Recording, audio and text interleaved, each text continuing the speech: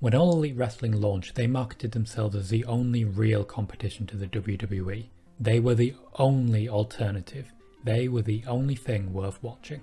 Over the last month, however, Impact Wrestling and New Japan Pro Wrestling have drawn massive attention through key hires as well as major sports entertainment style storylines that got massive mainstream attention. The WWE is undoubtedly still the #1 wrestling company in the world, but the fight for that #2 spot is seriously starting to hot up. I'm Tom Collihew, and before we go a little more in depth in this, if you like this sort of content, please do remember to click subscribe. Wednesday nights continue to be the biggest fight in wrestling, with NXT and AEW Dynamite constantly grappling in a never-ending battle for that #1 spot. Overall though, we've seen New Japan return recently and make some major waves. The New Japan Cup and ensuing Dominion pay-per-view has been extremely well received and earned major plaudits, particularly for a sports entertainment style storyline in which LIJ member Evil defected to the Bullet Club. Now, how someone called Evil could ever be expected to do something bad, I will never know. I am thoroughly surprised by this turn of events. While this storyline had a major impact on LIJ, including Evil taking the IWGP Heavyweight and Intercontinental Championships from his former chief, as it were, Tetsuya Naito, it's left far more questions unanswered than it has answered. And these are some very good questions worth tuning in for. Key questions are, what's next for Evil when the actual Bullet Club leader Jay White returns? He is, after all, top gaijin. In addition, what about Kenta, who did look like he was being prepared as the immediate main challenger for Tetsuya Naito when he won those championships at Wrestle Kingdom?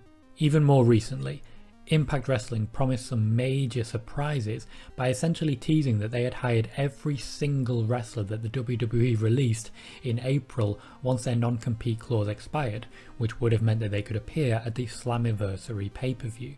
The names that appeared at the show included Heath Slater, who had only just been on WWE programming competing with the actual WWE champion, Eric Young, Luke Gallows and Kyle Anderson, who've essentially been kept in the media by having their own show coming up soon, Talkin' Shoppermania, as well as AJ Styles on his live streams talking about them. That's kept them in attention.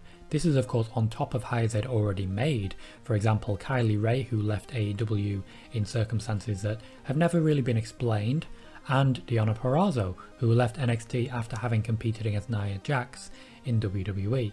Deonna Purrazzo is now the Impact Women's Champion, or Knockouts as they refer to it. Impact unquestionably delivered, even though they didn't get every name that they said they could. Now, while they did tease, they were able to deliver a large quantity of that, and because they are Impact, expectations were lower than if they were, for example, WWE.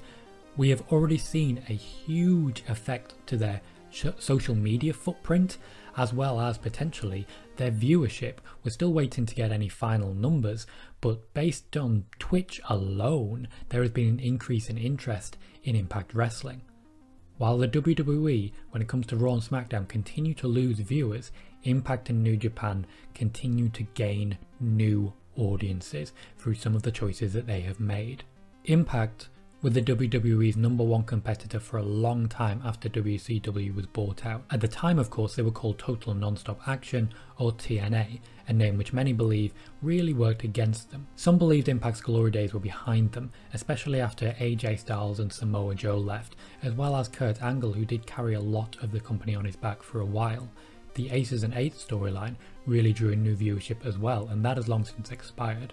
Fortunately for Impact, with the key hires they have made, as well as the development of the talent they already have, they have a very talented roster ahead of them, as well as, of course, a women's division that's been top of the field for about a decade. Basically what I'm trying to say here is that while everyone has been focusing on a Wednesday Night War because of the marketing machine that is the WWE and AEW, a second war has been brewing behind the scenes for second place. For a long time, AEW fans were insistent, and this of course includes some people within the company, that Impact and New Japan were at risk of not surviving unless they partnered in some way with AEW. Impact and New Japan have proven that does not need to happen for them to maintain prominence, and in fact to become more prominent than ever before. It sure looks like we're about to get a triple threat for the #1 contendership to top wrestling company in the world. And I've got to tell you, on 3 different fronts, that is going to be an unmissable fight. Let me know who you think will win this fight between AEW, Impact and New Japan in the comments. I've been Tom Collihew. If you enjoyed this, please like and subscribe. And thank you very much for joining me.